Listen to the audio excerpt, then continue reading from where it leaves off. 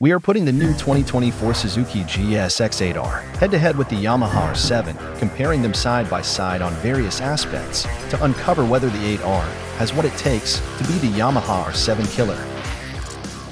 Power-wise, the GSX generated around 82 horsepower at the crank, outperforming the R7 by around 9 ponies, and not only that, in terms of torque, the Suzuki is also ahead of the Yamaha, churning out 11 Newton-meters more torque, and on top of that, the GSX's power also kick in earlier, with a slightly lower peak RPM than the R7. Moving on to weight, the R7 won this round with a significantly lighter curb weight, weighing only 188 kilograms, which is 17 kilos lighter than the Suzuki. And ultimately, in terms of power-to-weight ratio, although the R7 has the advantage of a lower weight, it still falls short of closing the horsepower gap between them, with the R7 having a 5.2% lower power-to-weight ratio compared to the Suzuki. So, what makes the Suzuki's engine more powerful, even though both have the same engine layout of a parallel twin with a 270-degree firing order? Well, the answer is because there is no replacement for displacement. The R7 has a 689cc engine, same as its naked sibling, the MT-07, while the GSX-8R has a 776cc engine, also based on the naked GSX-8S, which has 87cc larger engine compared to the Yamaha, achieved by using a wider bore and longer stroke. Additionally, the Suzuki's compression ratio is also bigger, 12.8:1, compared to the R7's 11.5:1. Notably, the GSX is also equipped with Suzuki's new cross balancer, which has two balancer shafts instead of the usual one, which usually can be found attached in front of the crankshaft, just like what the R7 has. But for the Suzuki's cross balancer, there is an extra balancer that sits below the crankshaft, where each balancer shaft deals with vibrations from one cylinder, with the front balancer canceling the primary vibration of the left-hand cylinder and the balancer underneath dealing with the right cylinder. This design claims to be more compact and suppresses vibration more than other arrangements. Then, besides all of that, there is no other major difference in the engines, where you will find a double overhead cam with 4 valves per cylinder in both valve trains, paired with a 6-speed wet clutch featuring assist and slipper. So we know now that the Suzuki holds the performance advantage, but can the R7 level the playing field with its tech? Well, Yamaha equipped the R7 with only pretty basic features such as ABS brakes, which are mandatory in Europe, while on the other hand, Suzuki equipped the GSX with more tech, such as 3-level traction control that can also be switched off, a ride-by-wire throttle with 3 riding modes, a bidirectional quickshifter that comes as standard, while for the R7, quickshifter is an optional add-on, not to mention it's for upshift only without auto blipper. Then, for the dash, the Suzuki gets a full-color 5-inch TFT display, whereas the R7 sticks to using an LCD display. Furthermore, on top of these features, there is also an additional minor feature on the Suzuki, the low RPM assist feature, which seamlessly increases engine speed to smooth the power delivery when launching from a standing start or riding at low speeds, which minimizes the possibility of stalling during takeoff.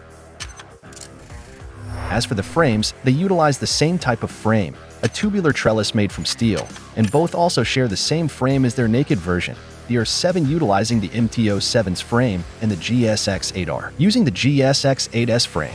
Then, there is a slight difference in rake angle, where the more sporty R7 has a steeper rake at 23.4 degrees for more agility, while the GSX has a 25-degree rake, promoting more stability at high-speed straight. While the R7 might come up short in engine performance and features, it's in terms of suspension that it really stands out. Compared to Suzuki, the R7 is leaning toward the sportier and race-oriented side, with a 41mm Kayaba upside-down fork, offering full range of adjustability, which is pretty handy for track day. While on the other hand, GSX gets an upside-down Showa separate function fork, with the same inner tube size, but misses out on any adjustability feature. Then, it's the same story for the rear shock, where Yamaha steps it up with a superior monoshock, featuring adjustable preload and rebound, while Suzuki makes do with just an adjustable preload-only monoshock. For braking power, they are equipped with 4-piston radial mount calipers, Advix on the R7 and Nissin on the GSX. There are also some other differences, where the GSX gets a slightly bigger disc, and Yamaha throws in a Brembo radial master cylinder instead of Nissin.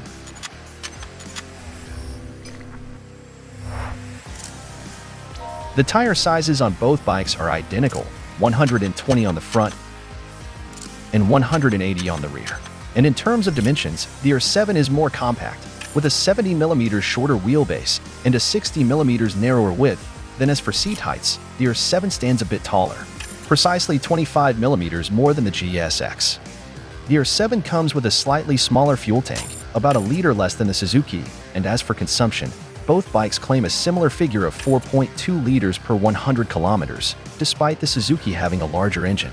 As for the price, with more features offered, the GSX comes in a bit higher than the ER7, specifically $240 more. Then, besides all of that, another significant difference between these two lies in the riding position. While both Yamaha and Suzuki aim to create versatile bikes that strike a balance between street and circuit riding, they had different approaches. The ER7 tends to lean towards the sporty side, featuring a more aggressive riding position with lower handlebars and higher foot pegs, providing a more proper tucked-in position, while on the other hand, Suzuki emphasizes a bit more on the touring side, offering a more upright riding position with an upper yoke handlebar that bolts on the top of the triple clamp, and also lower position foot pegs, which give a more comfy riding position, but less ground clearance when cornering.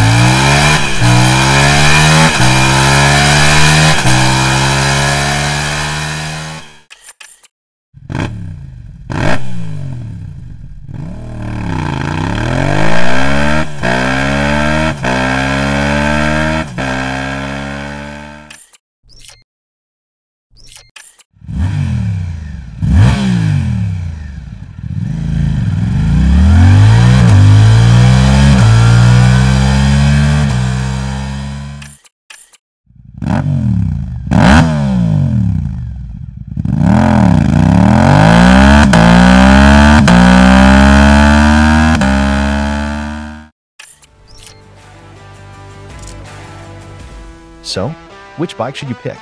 Well, it depends on your needs.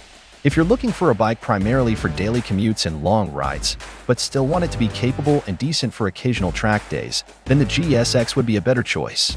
It features an upright riding position, a larger tank, and more available riding aids that are useful for street riding.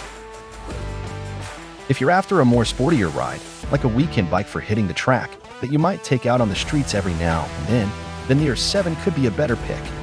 It boasts superior suspension with more adjustability, aggressive riding position, race-focused geometry, and a more compact size that makes the ER7 feel very nimble and agile, especially when carving through corners on the track.